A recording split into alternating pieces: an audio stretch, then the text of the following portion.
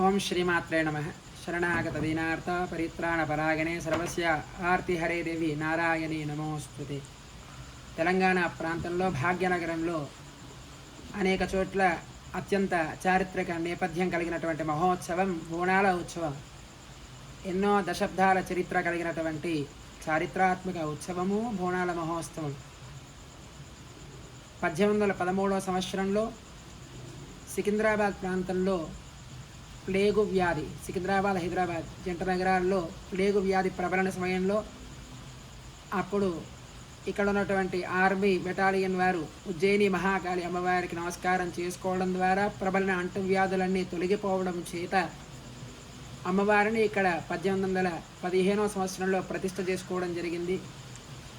అదేవిధంగా 1908 సంవత్సరంలో హైదరాబాద్ నగరానికి సమీపంలో ఉన్నటువంటి మూసీ నది ప్రవాహం చేత ఏర్పడినటువంటి ప్రమాదం తొలగించడానికి అప్పటి హైదరాబాద్ ప్రధానిగా ఉన్నటువంటి మహారాజా కిషన్ ప్రసాద్ జీ గారి సలహా మేరకు నిజాం నవాబు అమ్మవారిని పూజించినట్లుగా చారిత్రక నేపథ్యం కలిగి ఉంది.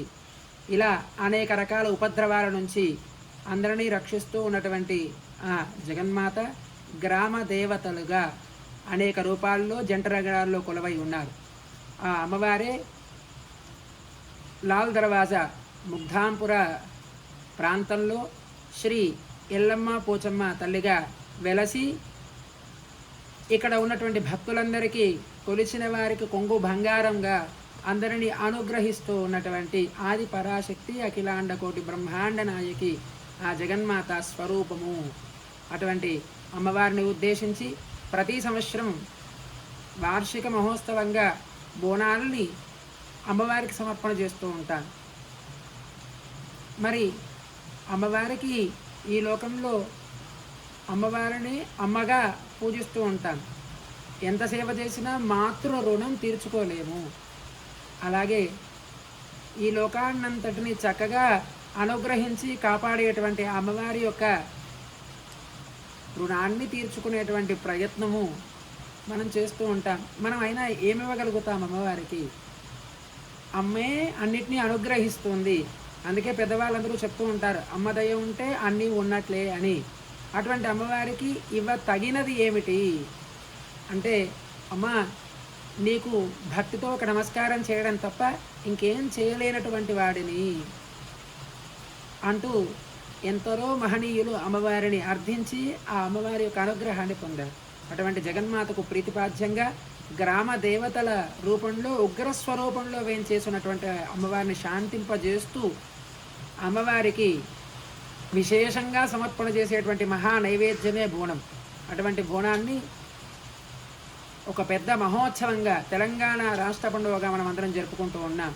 అటువంటి బోనాల మహోత్సవం లాల్ దర్వాజా ముగ్ధాపుర గ్రామంలో వేంచేసినటువంటి ఎల్లమ్మ పోచమ్మ తల్లి దేవాలయ ప్రాంగణంలో అంగరంగ వైభవపేతంగా 10 రోజుల పాటు నిర్వహిస్తూ ఉంటారు.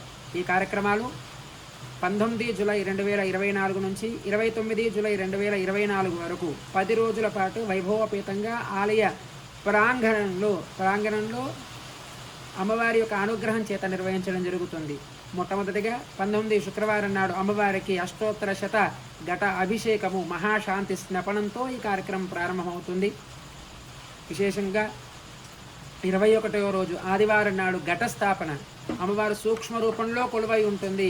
ఆ ఘటస్థాపన కార్యక్రమం 21 ఆదివారం నాడు రాత్రి దేవాలయ ప్రాంగణంలో సుమారు 9 గంటలకు ఘటస్థాపన ఘటాన్ని ఎదుర్కొని వచ్చి కొమ్మరి మట్టితో ఏర్పాటు చేసినటువంటి గద్ద మీద, సహజంగా ఏర్పాటు చేసినటువంటి వేదిక మీద అమ్మవారికి ప్రాణప్రతిష్ఠాది కార్యక్రమాలు నిర్వహణ చేసి ఆ ఘట రూపంలో అమ్మవారిని పూజించి భక్తులందరి చేత సమర్పణ చేసేటువంటి ఓడిబియ్యము, మహానివేదనము, వివిధ రకాలైనటువంటి పూజా కార్యక్రమాలు, కైంకర్యములన్నీ కూడా ఘటానికే సమర్పణ చేస్తారు.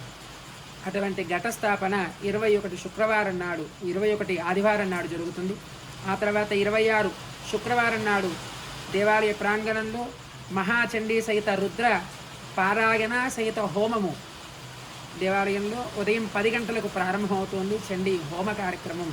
అదేవిధంగా బోనాల మహోత్సవంలో భాగంగా 28 ఆదివారం నాడు అత్యంత ముఖ్యమైనటువంటి ఉత్సవం వార్షిక బోనాలు, పాతబస్తీ బోనాలు అని చెప్తూ ఉంటారు. ఈ కార్యక్రమం ఈ దేవాలయంతో పాటు ఉమ్మడి దేవాలయాలుగా పిలువబడేటువంటి అన్ని దేవాలయాల్లో అంగరంగ వైభవపతంగా జరుగుతూ ఉంది.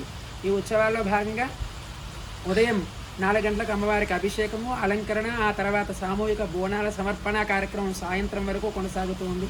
సాయంత్రం 7 గంటలకు దేవాలయ శుద్ధి, 8 గంటలకు ఎల్లమ్మవారి శాంతి కళ్యాణ మహోత్సవం కూడా ఈ ఆలయంలో వైభవపేతంగా నిర్వహిస్తారు. ఆ తర్వాత 29 నాడు సోమవారం సుమారుగా ఉదయం 11 గంటలకు అమ్మవారికి శాంతి పూజలన్నీ నిర్వహించిన తర్వాత ఘట నిమజ్జనము, విసర్జన పూజా కార్యక్రమాలన్నీ కూడా దేవాలయ ప్రాంగణంలో నిర్వహించడం జరుగుతుంది. అక్కడి నుంచి ఘటాన్ని ఉమ్మడి దేవాలయాలతో పాటుగా ఊరేగించుకు తీసుకుని వెళ్ళి మంగళవాద్యాలు, పోతురాజుల విన్యాసాలు, అనేక రకాల రూపాల్లో కొలువై ఉండేటువంటి అమ్మవారి యొక్క వివిధ మూర్తుల యొక్క అనుగ్రహం చేత అంబరాన్నంటే సంబరాలుగా ఈ ఉత్సవాన్ని నిర్వహణ చేస్తారు.